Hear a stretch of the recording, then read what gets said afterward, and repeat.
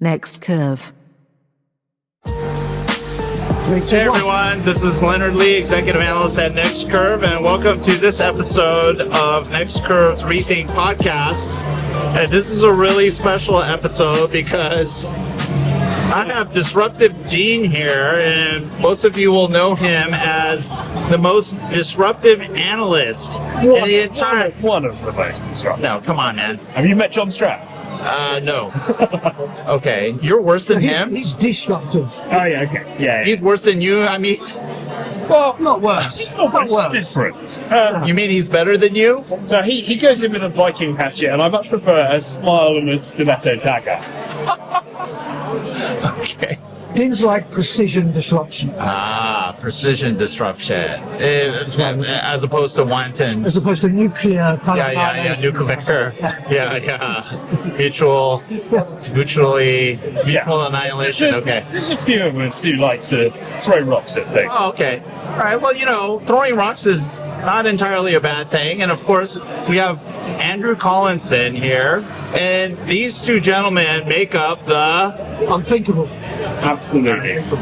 the untouchable unthinkables. And of course, with me, it becomes ridiculously unthinkable.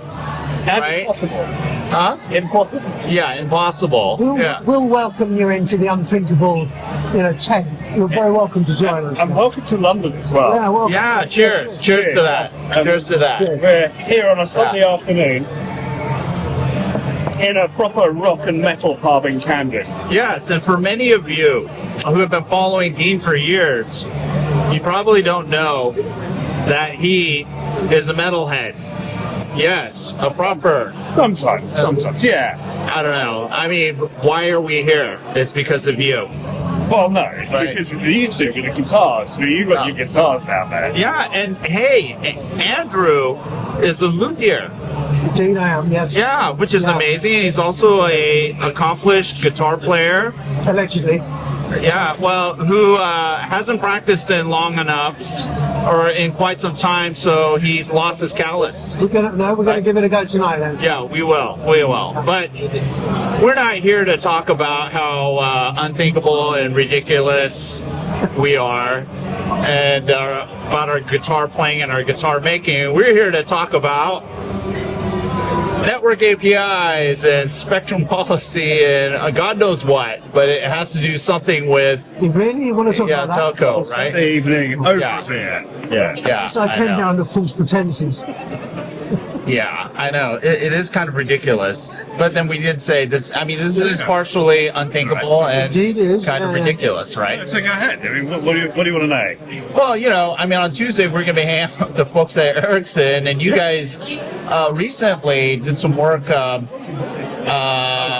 we did a workshop. and, We did a workshop on network APIs meet Agentic AI, and in fact, one of our sponsors was Aduna, which is the Ericsson and 13 telcos jointly owned aggregation API aggregator. So, in fact, I even have an Aduna umbrella.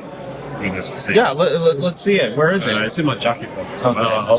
Okay, he'll show it to you later. But that day was really interesting because we were working on the question of whether Agentic AI ends up being the potential customer for network APIs, as well as perhaps helping create them, but whether it's going to be agents that are going to be invoking APIs based around intent. So it could be around security of a transaction, of sort of almost like, say, agent validate this person's identity and rate them for fraud and credit risk. Or it could be more network related around, well, I'm a famous slicing skeptic, but there is possibility of asking for location information or network state information and so on. Yeah. It also raises the possibility perhaps of a different model of discovery. Yeah. In the sense that if you just have very static, as it were, APIs that you have to be directly connected to, we wondered if Agentic API plus stuff like MCP would allow people to more easily discover on a more ad hoc basis APIs. I mean, the answer to that is not immediately, certainly. It's a lot harder to do from what we heard. And indeed, the whole thing, I'd say, is it's harder than it looks. And recently, I think Nokia is working with Telefonica, right? They're exploring some of these topics that you guys... absolutely. There are real-world examples of it. I mean, there's examples of it in China, for example. A couple of provinces where they've used Agentic with MCP and APIs to deliver services. Now, whether they're proof of concept or proof of failure, I'm not sure. It's hard to tell. But it's definitely being tried. Telefonica launched some stuff as well, I think. I mean, there's some trials going on. I heard about also MCP when I was at the Amplify conference on network as a service a few months ago. And I think one of the interesting things here, and actually at the workshop we had, is that although the focus of a lot of analysts and a lot of industry is on the mobile APIs, we'll hear a lot more in Barcelona in a couple of weeks' time, there's a lot that's going on in the fixed world and in the broadband world and in the sort of the core and network transport side of things, even sampling. And I think that part of the challenge around APIs is sometimes the over-focus of, it must just be on the cellular operator. And that's an important part of it, but there you have to have you need network coverage, you need to have enough of the operators in a given market, possibly including MVNOs, which is something I'm looking at. On the fixed side, there's more, should we say, mechanistic and deterministic use cases. So it might be a case that, let's say you are an enterprise and you've got a factory in Düsseldorf and a data center in Ohio, and you are firing up a new AI process. You need to train it with a data center somewhere else. So you might say, okay, I need to get a petabyte of data from here to over there, train this on those time frames, then shut it down afterwards. There isn't one network that covers all those places, so we'll have to have like a tail circuit on this other provider. Can we automate that sort of the provider piece as well as what we want? And actually, that type of thing is a nice deterministic problem.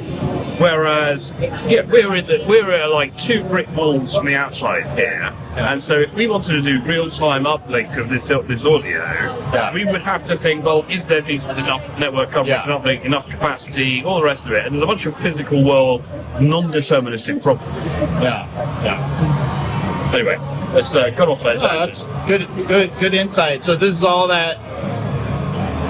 The key takes that you guys got out of the session. That's interesting, but I think if you step back a little bit and you just talk about APIs, the industry is still a little bit unclear about how difficult it is for clients. I mean, let's face it, APIs are not a new thing.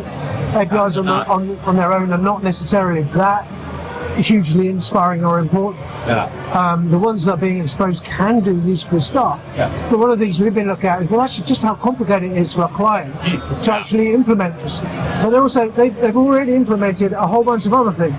So if you're looking at fraud, they've got their own measures, they've got other signals, and therefore you're not suddenly presenting them an entirely new solution.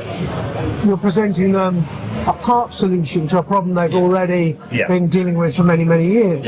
And it's not always that easy for them to look into them. And so a lot of this, I think, needs to be wrapped up into solutions and products. Rather than selling an API, you sell an API-enabled solution. And so if either an operator, an aggregator, or a specialist in, say, transaction management goes and says to a credit card company or retailer, we have this network API enabled thing which is 27% better than that old thing you used, or it adds better granularity for this sort of customer, then that's good. But if you go away saying, hey, we've got an API, it's like, well, you and the other 100 people have phoned me up this week. And I think one of the problems the industry has is they think of API in isolation, like each specific API, and then you're talking about the use case for that API, and then you get lost in sort of this siloed, narrow view of what the API does. But then also, you get disconnected from all the complicated stuff that happens underneath to actually surface the service Yeah. from the network, right? And like you're saying, APIs have been around forever, and in the context of fixed in these other domains of telecom, because Dean likes to harp on the fact that mobile is not the only part of telco, right? But you're absolutely correct. Yeah. Right, but then I think network APIs, the reason why there's a lot of hoopla around it is because it's solving a problem that I think a lot of fixed networks don't have to really contend with, which is how do we support the global regime, like the standard regime of mobile wireless, right? The fact that we have a single standard instead of whatever 5 or 6, whatever ridiculous number in the past. Remember the days when we were carrying around 3-4 cell phones, right? One for PCS, CDMA, right? CDMA, whatever the Japan was using this year. Yeah. And so I think it has a different value proposition, which I think will serve as let's say an additional mechanism to keep things together, right? In a global regime that seems to be fragmenting at the moment due to geopolitics. Yeah, I mean, you could argue there's a sort of let's try and make 5G useful is one of the drivers of that. Yeah. I mean, my feeling about it more than anything is now a credibility test, because it's really about how can operators prove that they can participate in that part of the data economy. Yeah. The revenues matter, but I actually think the proof that they can do it matters more, because nobody knows what the revenue is going to be. You look at the models, really hard to model. I'm doing some work on that, looking at other people's work on it. It's hard, but it's more about be credible. Because the industry's talked about it for 5-6 years now, the open gateway stuff. We really need to start seeing some traction, some numbers. But I'm going to pick up on something you just said. And Please disagree. No, I'm actually not. I'm going to try and steer the conversation onto what we're working on next. What is happening? Geopolitics and sovereignty. And you mentioned geopolitics, and I think that is a huge deal, not just on the network side, but on cloud, on AI, on all sorts of areas. And I think that one of the things we're going to see over the next 6 to 9 months is a bit of a pivot from some of the sort of in the weeds discussion around APIs and even some of the sort of automation and AI stuff to sovereignty is absolutely at the top of policymakers, regulators, and increasingly investors' agendas. What does it mean?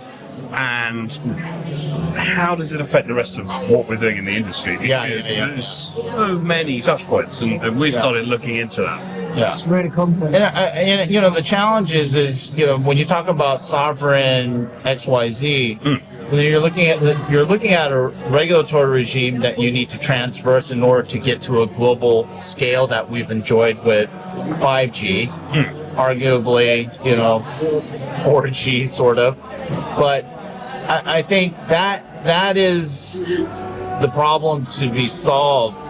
It's not an apparent problem at the moment. It's something that you're suggesting you're attaching to sovereign, especially with all this talk about sovereign. But I mean, literally, the future of 6G is in question. You may let's think about it from a standards perspective, from an innovation and invention perspective. Everything is going to be driven by a market that is able to deliver the most compelling capability. And what is the network API about? It's about exposing network capabilities and standardizing it using these Camara, API definitions, right? They're not the actual service, but at some point, the most mature networks and the technology stacks and the technology portfolios they're inevitably going to win out.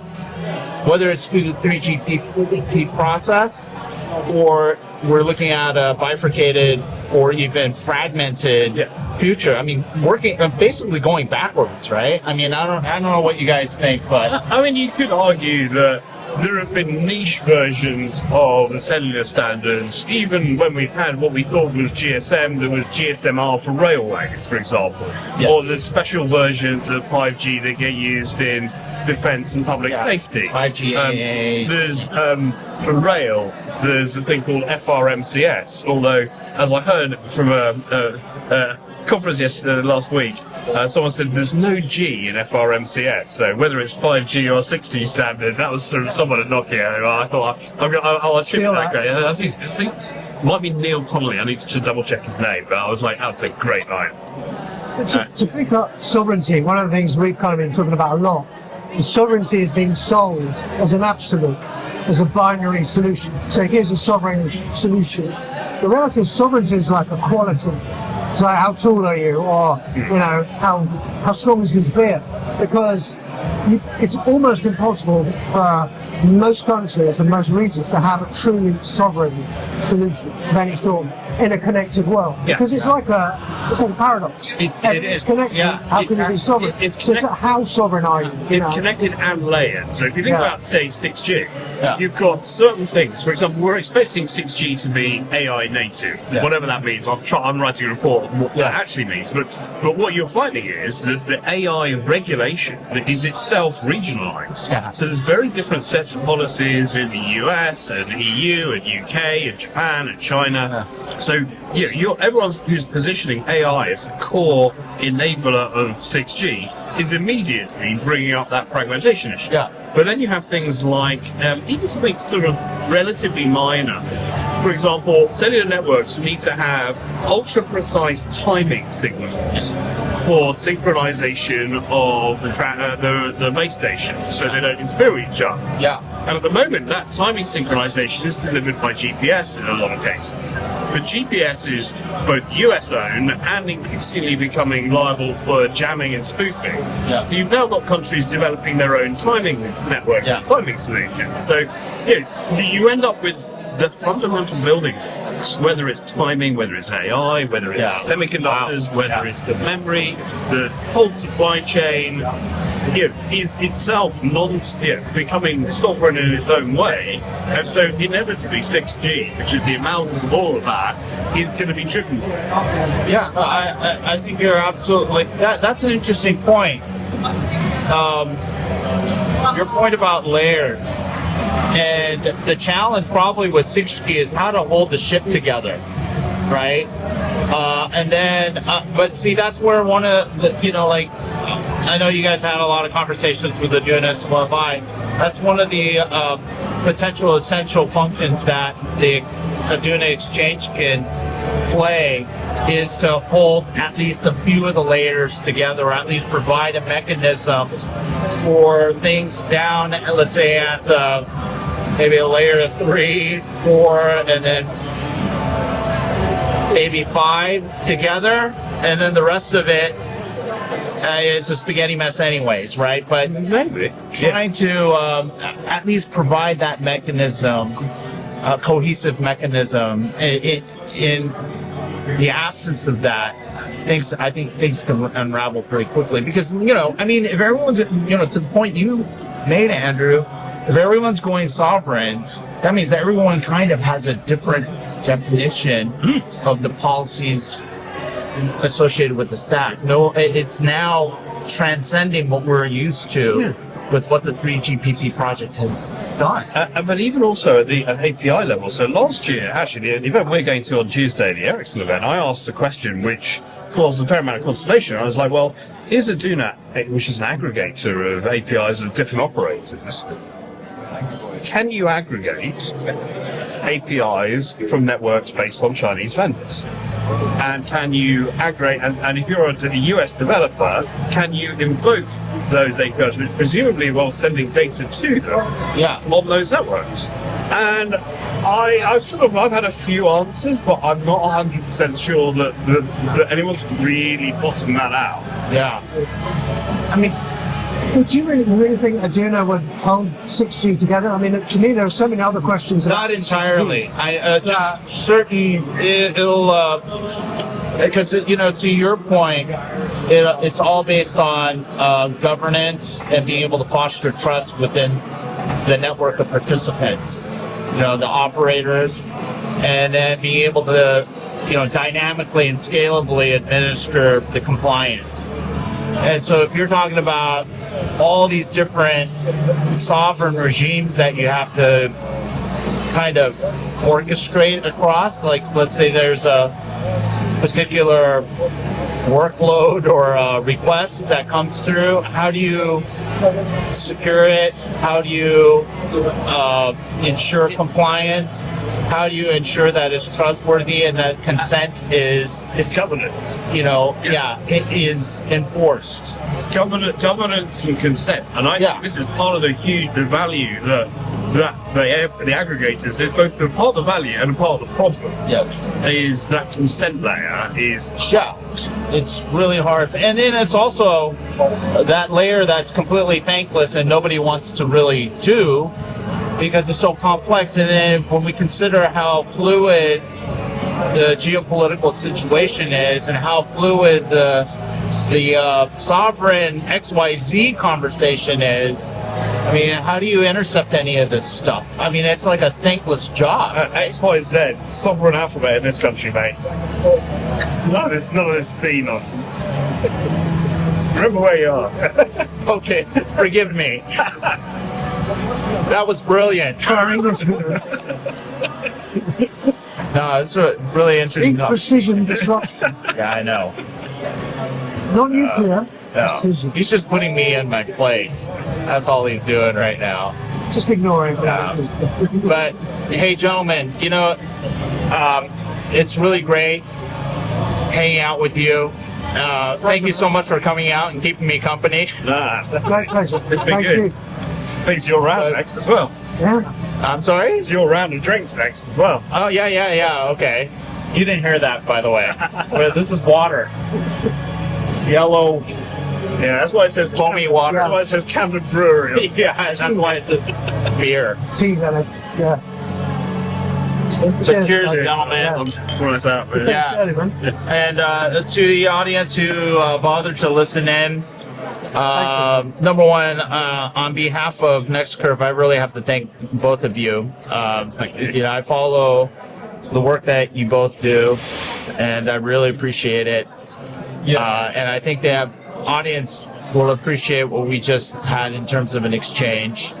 And yes, disruptive debate. That is what we need in the industry. And when we get disruptive, unthinkable, and ridiculous people together, Whole point, man. magic can happen, right? It's not like we're equally or in the same dimensions, Mr. Multidimensional. I think, You like that slide, yeah. Yeah, I know that. the point is, it's important to disagree. Because it's only through disagreement you find new things out. Yeah, I mean, if we all agreed, that would be pretty friggin' boring. It'd be a very short podcast as well. Yeah. And so remember to follow Dean, Disruptive Dean, at Disruptive. Oh, which My company's called Disruptive Analysis, and Analysis. LinkedIn and Substack and YouTube and all the rest of it. But yeah. And then Andrew Collinson. Yeah, just me, Andrew Collinson, Connective Insight. So Yeah. he's disruptive, I'm connective. Yeah. I mean, so he's the yin and he's the yang, or is it the other way around? He's the dynamite, I'm the Yeah. I'm the rebuilder. Oh, okay. So you reconstruct everything after he's blown everything up. Okay. And it's like it goes round. Remember that, yeah. And remember to follow NextCurve at www.next-curve.com for the tech and industry insights that matter. And we are signing off from, what's this place called? The World's End. World's End. Yeah. Yes, here in Camden Town, London, UK. Take care, everyone. Cheers. Cheers, everyone.